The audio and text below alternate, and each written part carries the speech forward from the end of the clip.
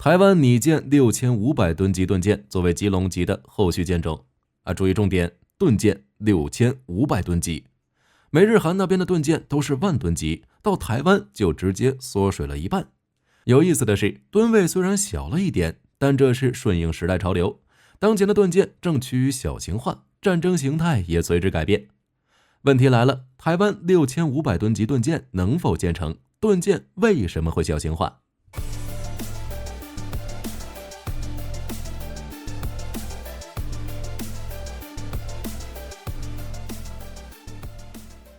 我们先来聊聊台湾盾舰。目前台湾防务部门正在对新建6500吨级驱逐舰进行评估，舰首的方案已经有了结果。新型驱逐舰依旧是台湾舰艇自造计划之一，打算建造4艘6500吨级盾舰作为现役基隆级的后续舰种。该造舰计划从2018年就开始执行了，总预算高达4700亿新台币。同时，根据自由时报报道，军方人士曾透露，第一代盾舰的排水量介于6000吨到8000吨之间，并且当前已经对3种不同的船首形式，包括传统船首、复兴手和穿浪逆船首进行了评估测试。综合阻力试验、各式海况下的耐海试验以及声纳罩的噪音量测试验，最佳舰首设计是复兴手。当然，对于盾舰来说，舰首是什么形式并不是很重要，重要的是主动相控阵雷达与垂发。就目前的情况来看，垂发方面的难度较小。台湾这边也有轻型巡防舰中的防空型，就是中科院研发的华阳垂发。实在不行，还可以找美国采购 MK41。所以对于台湾而言，最大的问题是雷达。具体情况可以参考镇海计划。镇海计划之所以失败，有一部分就是雷达的原因。镇海计划的要求是装备有效探测距离超过300公里的相控阵雷达以及导弹垂发系统。问题来了，之前世界上的盾舰还没有一种相控阵雷达在探测距离超过300公里的情况下，还能把排水量控制在5000吨以下。就算是挪威皇家海军的南森级，满载排水量也达到了5290吨，其装备的是美国 SPY-EF 被动相控阵雷达。由于排水量限制，雷达天线阵列数量较少，在这种情况下，供电能力仍然不足，四面相控阵天线只能轮流开启。而中科院这边，虽然在上世纪80年代初研制天宫1号导弹时就与美国 RCA 合作，研发了长白被动相控阵雷达，但是在小型化方面遇到了问题。2018年5月的时候，就有消息传出，因为舰艇吨位不足，就算是扩充到5500吨，也只能装下中科院的训练系统，没有余量再装备武器了。因此，中科院建议将排水量进一步放大到6200吨，但是台湾海军没同意。于是镇海计划就僵持了下来。后来就算是中科院表示镇海计划中的被动相控阵雷达与战斗管理系统已经完成，并通过初步评估，也用不到了，因为现在要的是主动相控阵雷达。所以就目前的情况来看，6500吨级盾舰装载雷达与垂发的空间是够的，但是主动相控阵雷达什么时候研发出来就说不准了。这东西本身就是一个非常复杂、开发难度极高的大型系统。就比如日本海自的 FCS3 型主动相控阵雷达，在1983年就开始研究，但是直到2004年才正式装备到日相机上面。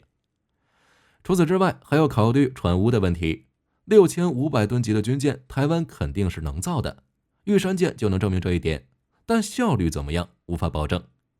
台湾海军之所以在镇海计划中不改变排水量，除了建造成本，还有船坞的限制。镇海计划中的4500吨军舰与台湾海军现有的军舰非常接近，而在其5个主要基地中，最大的左营军港有3个船坞，基隆、苏澳和马公各有1个船坞。排除其中左营的1个潜艇专用船坞，其余5个船坞需要维修保养台湾海军大约35艘各型舰艇，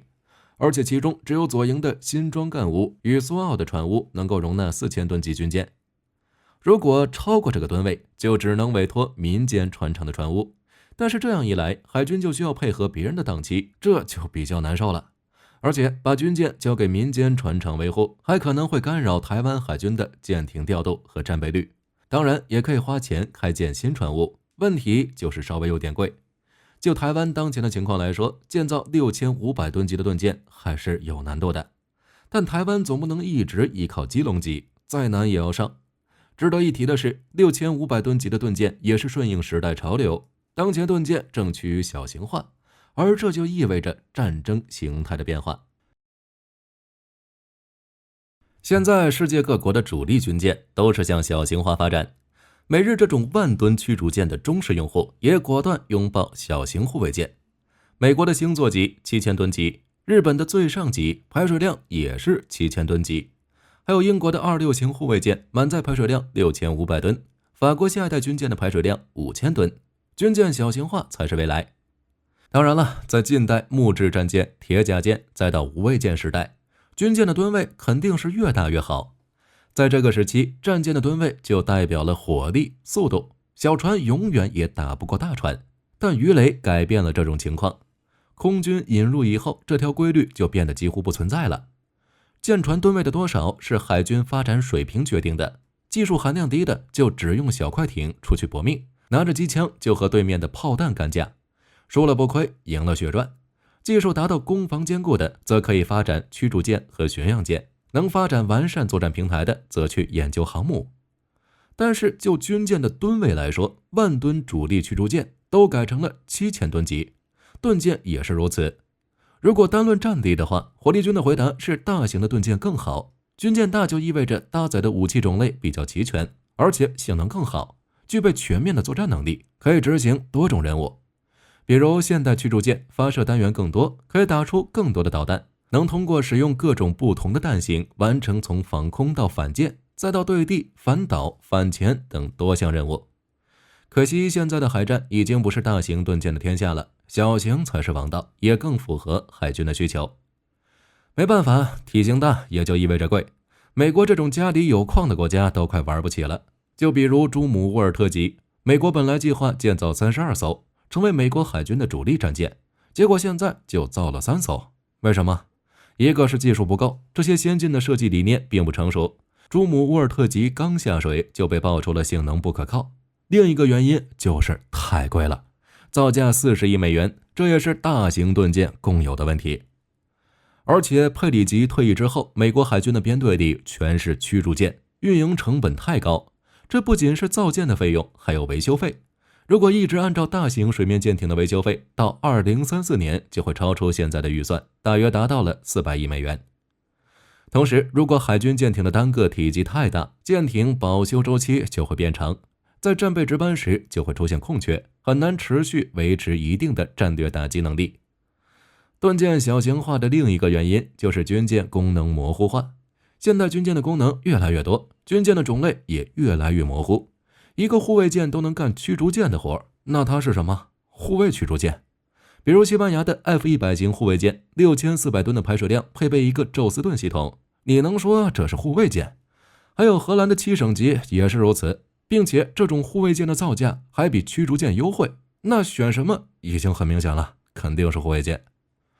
还有就是武器的转变，现代反舰导弹都是低空掠海飞行，而且大型盾舰对这种目标的锁定有一定的限制，但小型盾舰不会。在宙斯盾时代之前，反舰导弹并不成熟，主要的反舰方式依旧是空中投弹，所以那时候的防空主要是大型远程防空导弹，用于击落高空来袭的目标，而且敌方的飞机编队一般都是从一个方向来袭，所以旋转雷达就可以胜任。但是到了1980年，随着苏联超音速反舰导弹大量服役，打击方向也变成了四面八方。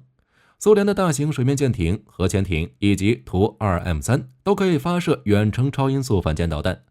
而美国宙斯盾的大型固定相控阵雷达就是针对这些导弹设计的。而到了2000年之后，反舰导弹就逐渐向小型化、隐身化、掠海发展。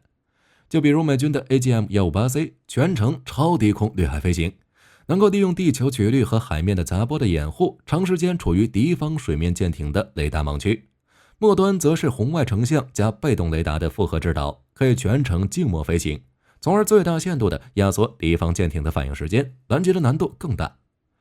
2016年的时候，美国伯克级驱逐舰遭遇胡塞武装发射的伊朗诺尔反舰导弹袭击。虽然雷达在40公里外捕捉到导弹，但是由于尺寸太小，以至于美国发射的多枚标准2都没能将目标击落。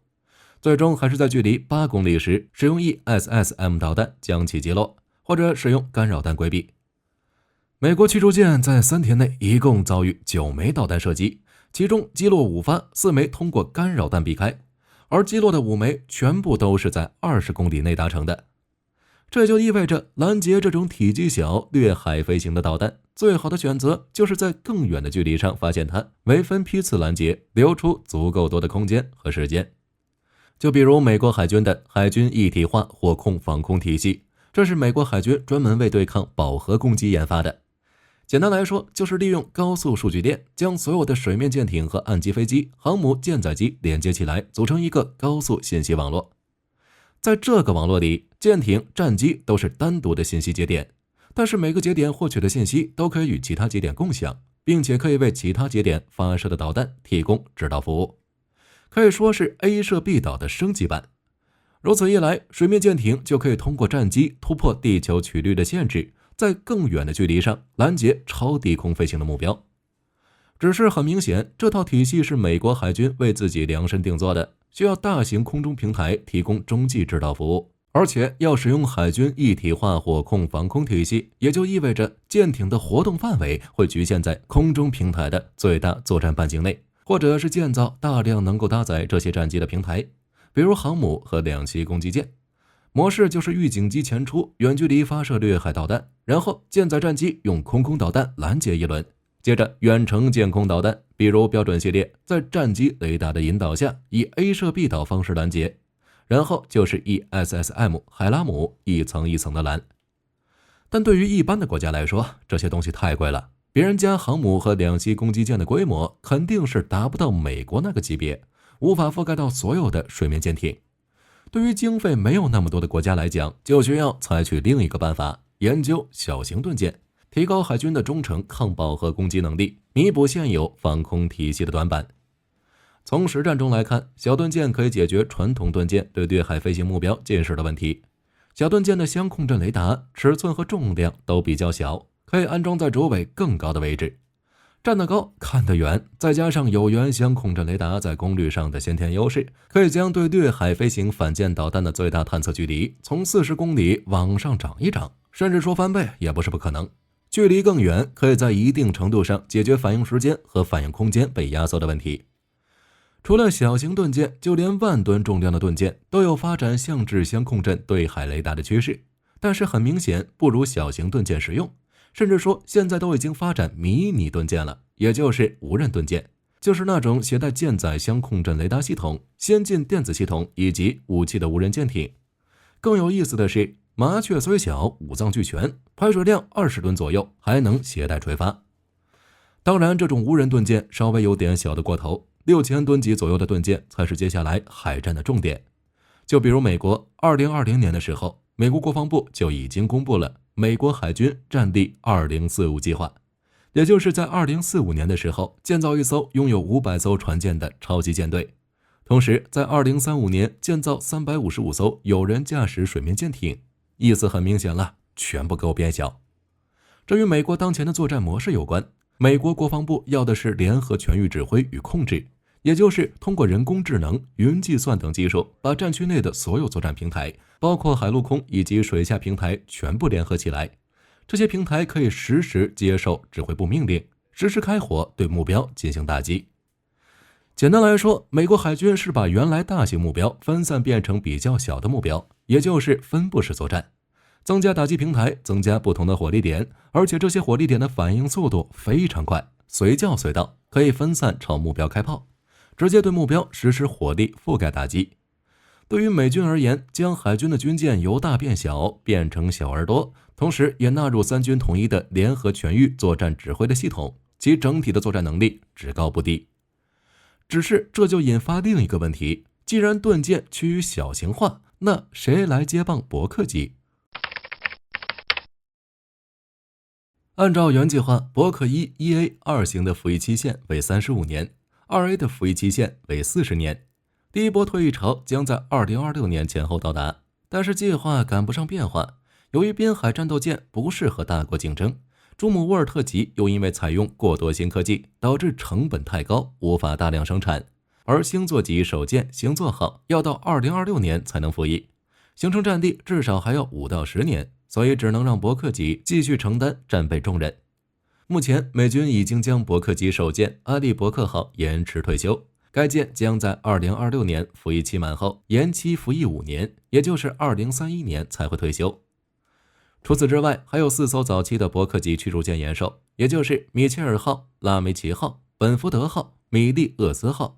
这4艘战舰的服役时间在27到29年之间，原计划在2029年到2031年退役，但是根据美国海军的计划，米切尔号和米利厄斯号将延寿4年，服役到2034年和2035年。拉梅奇号和本福德号将延寿5年，服役到2035年和2036年。并且美国海军还有伯克3型呢。2023年10月7日，伯克3首舰卢卡斯号服役。就算是按照 2A 的服役期限40年，那也能坚挺到2063年。如果进行延寿处理，那就更晚了。更别说最晚服役的伯克3型了，说不准到2080年，我们还能看到伯克级。所以伯克级的后继者大概率是没有了，就算是有，那估计也是 3A 大作。如果美国没有一头扎进 LCS， 那朱姆沃尔特这2个深不见底的大坑，或许当前的情况就不是这样了。至于 DDG-X 驱逐舰项目有点悬，目前大量使用成熟技术的星座级护卫舰首舰已经开建，但设计难度更大的 DDG-X 开建时间却一拖再拖。原本美国海军计划在2028年动工 DDG-X 驱逐舰项目，打算先采购11艘长征仙，为其11艘核动力航母护航。但是现在首舰预计开工时间已经从2028年推迟到2032年，等到首舰正式入列，起码都在2035年以后了。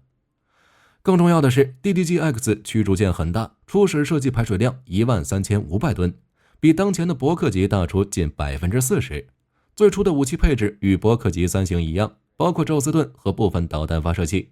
而且后期还会进行升级。后期的 DDG-X 驱逐舰预计还会装备激光武器和高超音速导弹。问题来了， DDG-X 的新能力和扩大的有效载荷能力能否满足战争所需？而且其设计理念与美国海军的分布式海上作战相反。还有就是成本问题， DDG-X 是否比现有的伯克级改进型更具成本效益？根据美国国会预算办公室的数据，该舰的平均成本在31到34亿美元，而美国海军则估计 DDG-X 的平均成本将会在23到24亿美元之间。火力军只能说有点低估了 DDG-X 驱逐舰的真实平均成本。别说现在的伯克级驱逐舰，估计国会预计的30亿美元都撑不住，甚至有可能达到伯克级的2倍以上。所以火力军感觉 DDG-X 驱逐舰的最终结果有点悬。就算是再过几年，美国海军宣布下一代驱逐舰项目下马，火力军都不会意外，毕竟小型盾舰才是王道。至于当前世界各国的盾舰，则是各有千秋。广义来讲，盾舰指的是那种装备4面大型相控阵雷达以及导弹垂发系统的军舰。但是实际上，盾舰还需要解决统一射控、统一指挥，并且可以应对饱和式空中打击。所以现实中的军舰就算是有相控阵雷达和垂发，也不能将其直接命名为盾舰。特别是配备旋转相控阵的战舰，要将其判定小盾舰也是有很多前提的。这点后面再讲，还是先来看看盾舰。盾舰玩的最好的就是美国，毕竟宙斯盾这东西就是美国研究出来的。特征是4面 SPY-1 相控阵列天线，其主要装备在提康德罗加级巡洋舰与伯克级驱逐舰上，还有日本的3型盾舰金刚级、爱宕级、摩耶级，韩国的 KDX-3 宗室大王级驱逐舰也都是采用同样的系统。两国的下一代防空驱逐舰大概也是类似的设计，还有澳大利亚的霍巴特级驱逐舰用的也是美国出口型宙斯盾系统。值得一提的是，日本除了这3型采用宙斯盾雷达的驱逐舰，还有国产化的盾舰，也就是秋月级，用的是 FCS-3 波有源相控阵雷达，在日向级和出云级上也有类似的配置。而且美国的宙斯盾在简化性能之后，还可以装备护卫舰，比如西班牙的 F-100型护卫舰上就应用了宙斯盾系统，挪威南森级也是简化版的宙斯盾，这两者都是小型盾舰。还有荷兰的7省级也是 APAR 四面有源相控阵雷达，虽然受限于体积大小不能与宙斯盾相比，但对付一般威胁已经是绰绰有余。除了美国，以色列在盾舰方面也不错，其研制的 ELM-2248 MF-STAR 四面固态有源相控阵雷达不仅装备在2000吨级的萨尔6上，还成功出口印度。加尔各答级和维沙卡帕特南驱逐舰装备的就是以色列雷达。同时，印度国产航母维克兰特号与韩国两栖攻击舰马罗岛号上也是以色列的 ELM-2248 MF-STAR 雷达。至于欧洲这边，盾舰就稍微有点不一样，就比如45型驱逐舰用的是旋转相控阵，虽然具备远程防空能力，性能不亚于一般宙斯盾，但是并未采用四面大型相控阵雷达，并不能归入盾舰。因为是单舰进行防空，并不能采用宙斯盾的超越控制能力。海湾最近建造的12艘轻型巡防舰也是如此，其防空型上面的雷达就是 BAE 的 3D 旋转式相位控阵雷达。符合盾舰标准的就是丹麦的伊万休特菲尔德级护卫舰，外形与挪威南森级护卫舰类似，其核心的相控阵雷达就是 X 波段 APAR SMART-L 长程电子扫描雷达，这是欧洲自己的产品。类似的还有德国海军萨克森级。最后就是俄罗斯了，虽然库兹涅佐夫号早就安装天空哨兵相控阵雷达，但是性能一般，也没办法小型化到巡洋舰、驱逐舰上使用。据说后期的时候，天空哨兵就已经被拆了。